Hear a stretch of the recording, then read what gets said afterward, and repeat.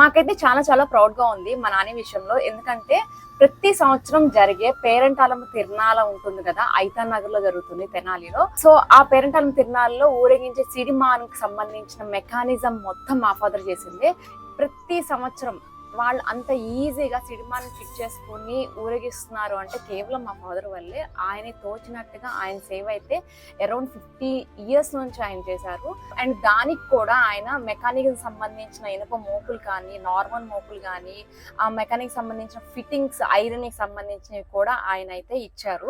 ఒక్క రోజు ముందే మా అనేది ఫిట్ చేసుకుంటున్నారు అండ్ అయిపోగానే ఒక్క రోజులో అనేది డిస్మాంటిల్ చేస్తున్నారు.